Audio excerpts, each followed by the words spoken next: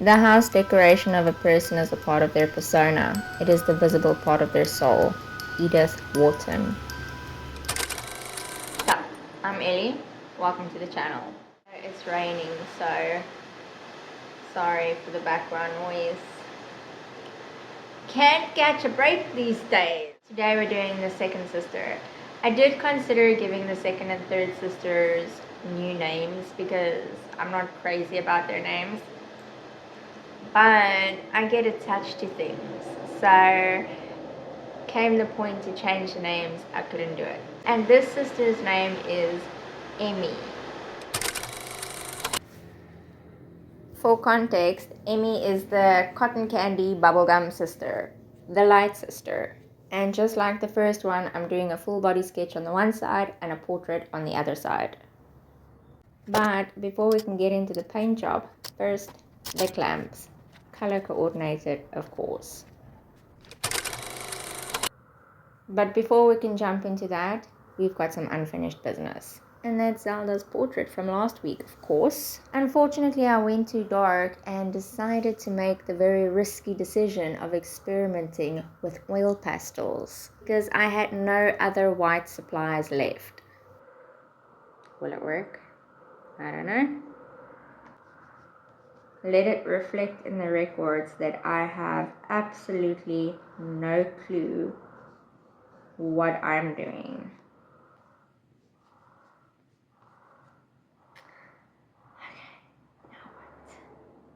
Now what?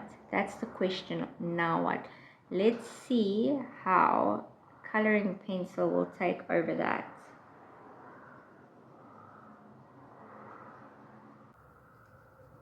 I like it. I like it. Let's try a bit more. I feel like famous last words. Let's hope not. Now, do you guys remember last week I left it on an uncertainty? Will I start over or won't I? Well, what do you guys think? Did I give in or did I push through? Well, you'll have to lean into your observational skills for the answer because I have decided not to tell. Because what is a creepy cute theme without a bit of torture? Anyway, here is the final result of Zelda and finally her portrait. And just like that, it's Emmy now. So Emmy is giving cute, but she is dangerously unaware. And if you know the story behind her slippers, you'll know why. Because at first glance, you think, "Aw, cute, it suits her aesthetic." But actually, they're a quiet threat. That's because Zelda's pet bunny, now named Apollo, can't leave Emmy's frog, now named Dionysus, alone. And so Emmy's slippers is a warning to Apollo. Come near Dionysus and I will gut you and wear you as shoes. Nobody knows if Emmy's slippers were once real bunnies. But there's talk, and that is the general assumption in the underworld. Just because of Emmy's way and how it feels to be around her. Being around her is magnetic. She's dry and literal, and sarcasm flies right over her head. But there's that quiet, unknowing malevolence about her that shines through just enough to make you feel uneasy, but intrigue you at the same time. But there's an innocence to her. There's a 1 + 1 = 2. If this is the starting line, this is the finish line. Matter-of-fact type of mentality to her.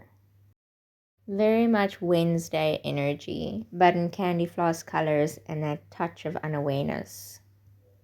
We interrupt this video to bring you a short ad break. And that is that the sketchbook used in this character compilation is from Temu, and the link can be found in my bio.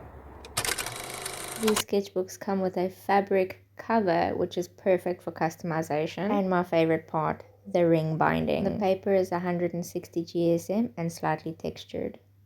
And they come in different sizes. Cat not included. Also, I don't know if you guys know, but I actually do commissions now. And the information for that can be found on Ko-fi, and the link for that is in my bio. Jumping right back in. In the original drawing, there were fine lines of purple in between the pink and blue. That was in an effort to blend the colors. But in this version, I actually liked the distinct lines. But I was determined to create some depth this time. Isn't it so bizarre that when it comes to art, depth and dimension is nothing but illusion? It's so obvious, but it's still one of the coolest things I've ever learned about art. And just like that, boom. The smooth transition between gradients. Oh my goodness. I don't think I will ever get tired of blending. The rain was so loud and so hectic in the background, I had to mute the original recording. But via voiceover, I'm going to try and reiterate what I was trying to convey. Okay. And this is where we're at. Can we please just take a moment to admire the depth, the shading, the blending in this hair? I'm in love. Is basically the gist of it. See what I did there? And now for the quote.